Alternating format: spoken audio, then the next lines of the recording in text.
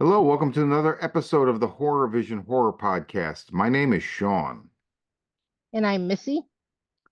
and we are both fresh from the theater seeing Tillman Singer's Cuckoo. Couldn't think of a better name for this fucking movie because it is Cuckoo. Oh yeah, it is. So we're gonna go spoiler free at first, and then if we go into spoiler territory, listeners, we'll let you know ahead of time and just turn it off. I mean, I don't even know that you can spoil this movie, but we'll stay spoiler free at first. So Missy, spoiler free, what do you think of Cuckoo? I I had the awesome opportunity of going in completely blind. I had not seen a trailer for this movie. I knew nothing about it Nice. except for one of my other horror friends has been waiting for it and said that it had done well like on the festival circuit and he was really looking forward to it. Um so that's all I knew about it. I mean, I don't know. I spent half this movie. I loved it. But I spent half this movie wondering what the fuck was going on. And by the end, I felt like I mostly knew. Um, but up to the midpoint, there was a point where they start showing us something that I thought was something else. And I thought it was going to go in a really different direction, and I would have hated it. Oh, So we I'm definitely are really going to glad talk spoilers now. then because I want to know what that is. Okay. But I think this movie was awesome. I I'm really glad I was able to go in blind, and I recommend that people see it in a theater and do the same. Like if you can avoid knowing, anything about this movie, go in blind because it's going to take you for a ride and it's a good one. Yeah, How about you?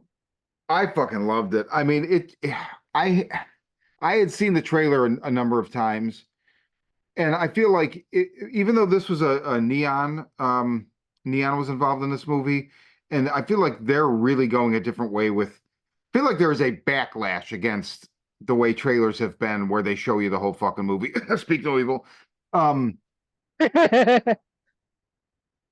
and so I feel like the trailer for this showed quite a bit, but not really anything that was coherent. And there were Okay. two images in it that just absolutely, I was like, I have to know. And the first image in the trailer is she's on the lead character's on her bike with headphones on, and you just see like a cutaway shot to the woods next to the road, and you see somebody running like from out of what looks like the yard of a house. And then Hmm. it cuts back to her and she can see the shadow. She turns around, there's like somebody running behind her. And then just this image of a man with like what looks like a machine gun in what looks like a hospital corridor. And I'm just I was the obviously the running thing was just really well orchestrated. Reminded me a little bit of the trailer for Men, where it was like the girl, experiencing the echo under the bridge, and you see the person stand up. But the machine gun, I was like, that just looks so out of place with all the other imagery. So what is that? Tillman Singer is a fucking madman. Anything that this guy does, I'll see. Because I just watched Luge. I don't know how you say it. His first film from 2018, which I thought I had seen, and I did not. Has he only done the two films? Yes, he's only done those two films. Um, I'm not entirely sure how Luge turned into this opportunity. Like I'm in a fucking big box theater in Clarksville, Tennessee, watching Cuckoo. That is Cuckoo. It reminded me a lot of right after COVID, kind of settled down, and I went back to the theater and saw Hatching, and I just remember sitting there going like, I can't believe I'm seeing this fucking movie in an AMC. Granted, that was in, LA. Well, I mean, it must be getting a decent release because, I mean, my theater had a lot of people in it too. I mean, they looked Same. like they are people. There was probably a good 20 other humans and in the theater, and usually there are never that many people in the theater when I go. Um, And also, I wasn't even in the dinky foreign film theater. It wasn't the big one, but it was, like the medium size That's good. theater, and there were a good bit of people. So I hope it gets a lot of attention. It's very unique. Very I, unique. yeah, it's a very unique story. It's not like anything we've seen before. It plays with tension very, very well. I like the way it uses sound. The leading actress was fantastic. The one who plays Gretchen. Hunter Schafer. Actually, I didn't realize this. She's actually from Hunger Games, The Ballad of Songbirds and Snakes. I Uh, haven't seen. yeah, I'm not a Hunger Games fan, so but I'm just saying, like, that's a big American movie. She's in that show Euphoria, which is very big. But yeah, I didn't realize that she was like I just assumed everybody in this, other than what's his Dan Stevens, was like a German or a European actor, but that is not the case. Dan Stevens, the like evil flute blowing doctor, that we just saw him in Okay. Abigail. Really? Yeah, he was in. Oh Yeah, yes. Yeah. yep. Yep. Okay. That's why you look familiar. Got it. But John Bluthart is an actor that was also in Lose, and actually he's the cop that like isn't a cop, right?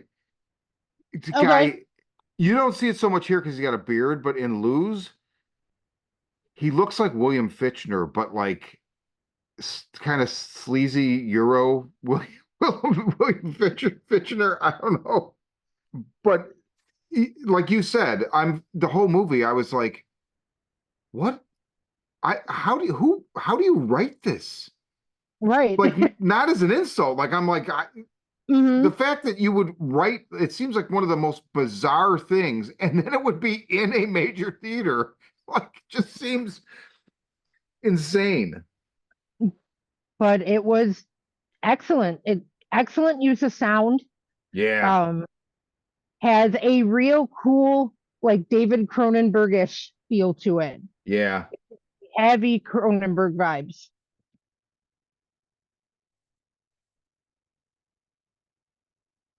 Beautifully shot. yes. Beautifully shot. Cinematographer Paul Faltz, who also Okay. did Lose. Really like Okay. his eye. I really like the way he uses the camera a lot. Me too. Yeah. Also, oh, go ahead. No, I was just gonna say the way he captures scenes is just breathtaking. The scenery is fantastic. This whole weird German resort, like it's beautiful and creepy at the same time. So there's something about the cinematography, and then also both of these movies, Lose and Cuckoo. The music is done by Simon Wiskow, and I feel like so. Dario Mendez Acosta is the production designer on both Cuckoo and Lose. So a credit where it is due as far as like creating this thing where I mentioned the cinematographer and the composer, but also I mean obviously the director, but he's working with the same stable of people, and I hope he continues to work with them because I feel like they're part of his style, and I really really like his style. There's a really distinct predilection for these kind of dated structures where there's a lot of wood and just stuff that you don't necessarily like in this movie, glass, wood, like everything looks like it was built like probably circa 75 through like 89. It looks like, and I think maybe because it's European, and I feel like in the States we tear shit down so fast that I mean, there are definitely places that look like that still, but you don't see them a lot. So it's just interesting to see this kind of contemplation on these set are so distinctly aged. It's very interesting. Like, this movie, I was like, Lose, I was like, when does this take place? This movie, I had the same feeling, but then I'm like, wait, no, they have cell phones. So it's definitely modern, but it kind of feels like it could Mhm. have been in like 1992. Yeah, for sure. So you just watched Lose the other day, and you told me you thought I'd hate it. I don't know Uh, that I think you'll hate it now. So let me okay. I put it on and I didn't make it through the whole movie because I it was like late and I shouldn't have put it on, but I was just so I just wanted to like I don't know, dip my toe in it. And it just grabbed me right away. But not because anything happens. Like the opening or like the second scene is this very long conversation between two people at a bar. And I don't know, I just was really, really feeling it. Now, when I went back and watched it from the beginning again yesterday, I felt like that scene was nowhere near as long as it seemed the first night. And I think maybe that's because the first night when I turned it off, I was like, oh, I thought I was like halfway through the movie and I wasn't. So I think I was just tired and it was late or whatever. So I was thinking you would hate it because I felt like that scene was like the first half or third of the movie. And Hmm. it's not. It does some really interesting, Luz does some really interesting things with skirting its budget, like its budgetary constraints, where like there's a whole sequence where they're basically, I guess, hypnotizing a character and she's reenacting all of this stuff that happened while she's driving in her taxi, but she's just in a room in a chair.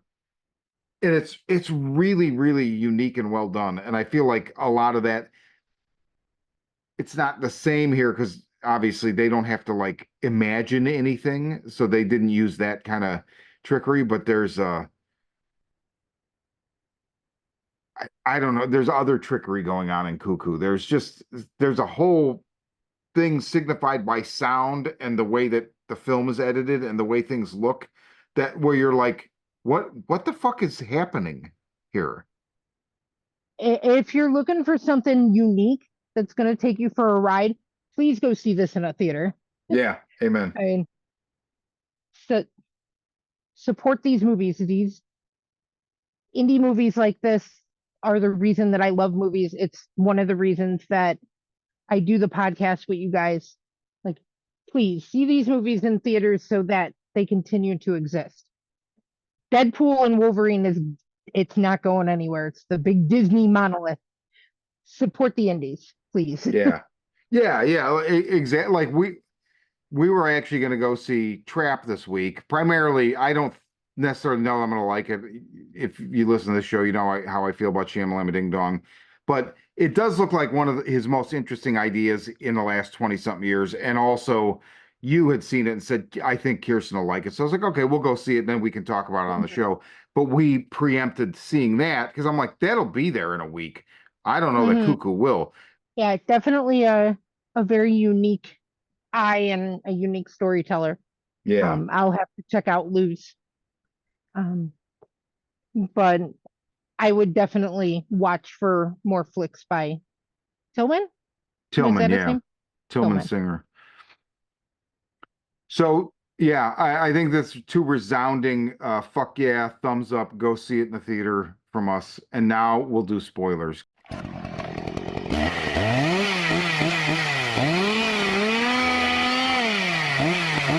I'm totally dying to know uh what this like crux was for you. So listeners, if you haven't seen Cuckoo, turn us off now.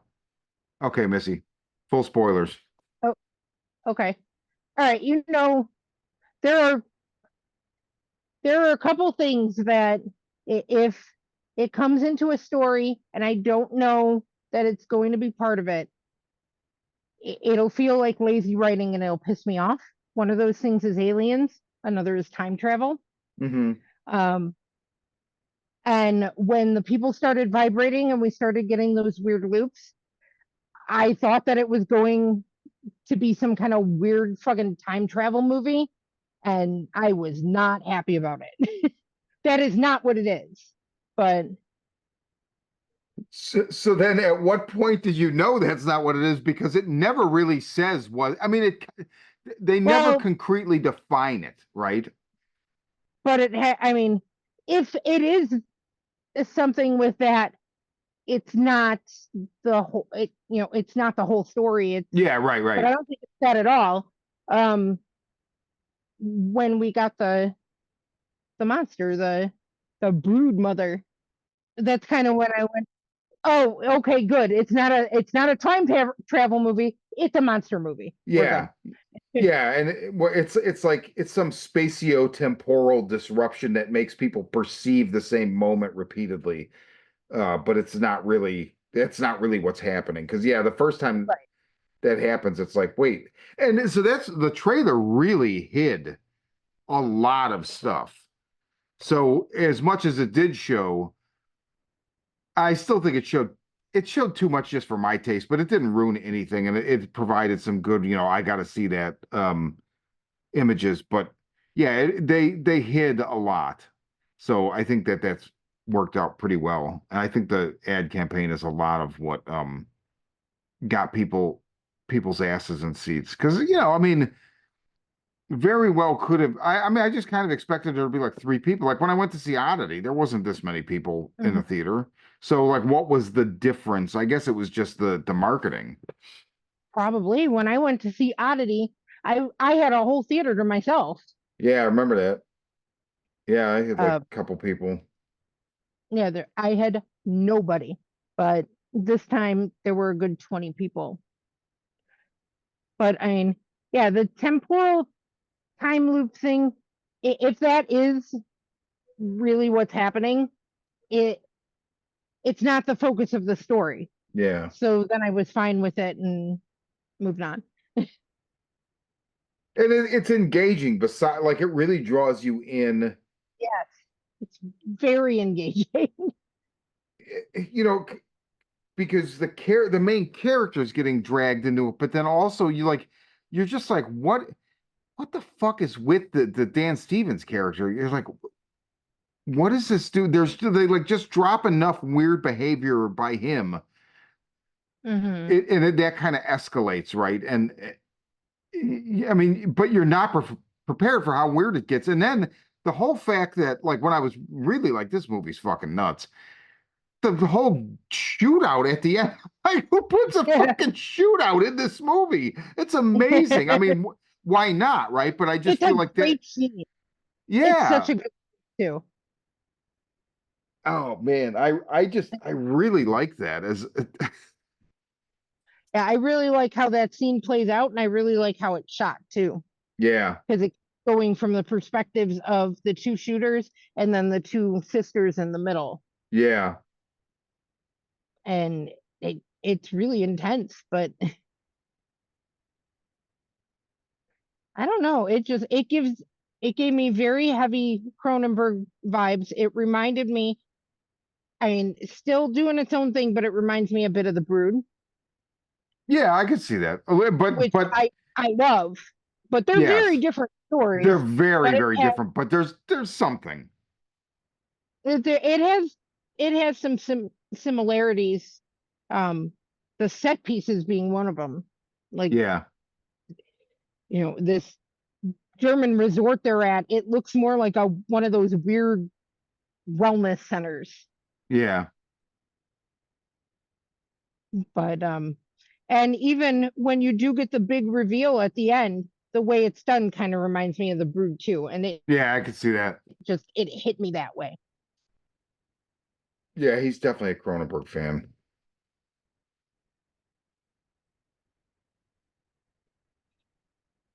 But yeah, I was really impressed with it, and I two of two of the best movies I've seen this year so far. I've gotten to see them totally blind, so That's like fucking great. they hit me with that that wonder where you just get to buy the ticket and take the ride. Yep. Very cool movie. Go Yeah. see it in a theater. Support it, please. It's an amazing year for horror this year. I thought Yes. last year we were doing pretty good, but like it's been an amazing year for horror, and we've still got several months to go. Yeah. Yeah, I'm really looking And forward to what else is coming down the pipes because we got Alien Romulus next week, and then after that, I mean, there's like a few things I know of that I'm looking forward to, like Elric Kane's The Dead Thing, and really I mean, until Nosferatu, like I don't really know what else is coming, but I know there'll be other great stuff. So Smile 2.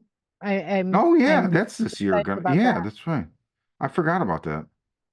Yeah, I think that's soon too. I feel like it might be October. I think you're right. I think it's October.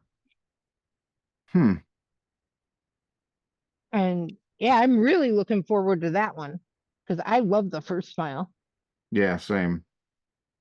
And the trailer for Smile 2 is pretty rad with Oh, I have not seen it. oh, then I'm not going to spoil it, but I really like the trailer. There's a thing at the end bit of the trailer where right before they show the name of the movie, and it's some wicked shit. Okay. I would look it up, except I know at some point I will be, accosted by it before every fucking movie I see in the theater, so I'll just wait until that happens. I can't believe that you haven't seen the trailer yet because you always catch the trailers. I usually miss them because I'm always running late. Um, and if I see anything, I get usually one trailer, and it's the trailer for that freaking Speak No Evil movie. That my God, I'm so sick of that trailer. Yeah. Yeah. But I've seen the trailer for Smile 2 a few times in the theater. So the fact that you haven't, when you see Really? all the trailers a few times, So I think there's something between Regal and AMC where it's just like I've only seen the Alien Romulus trailer once. Thank God. yeah, Um, I've only seen it once too. But that stupid Speak No Evil trailer every freaking time. so okay, well, so that's Cuckoo. So we're Cuckoo for Cuckoo. Go out and like Missy says, buy the ticket, take the ride. You won't be disappointed. Hell yeah. And for the Horror Vision Horror Podcast, I'm Sean. And I'm Missy.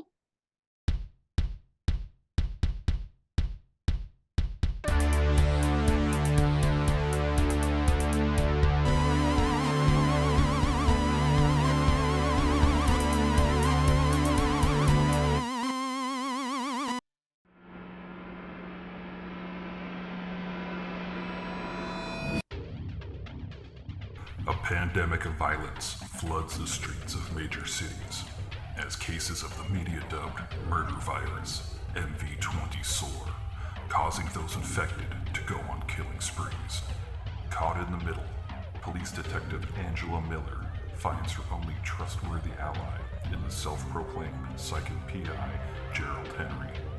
As the two try to navigate the violence, they are drawn into New Age guru Abra Melon Harvest's plot to heal the planet.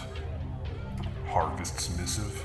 The world is sick, and humanity is the infection. The cure? Murder. From the twisted mind of Sean C. Baker, author of A Collection of Desires and Shadow Play in Book 1, Kim and Jesse, comes his most vicious novel yet, Murder Virus. Available where books are sold.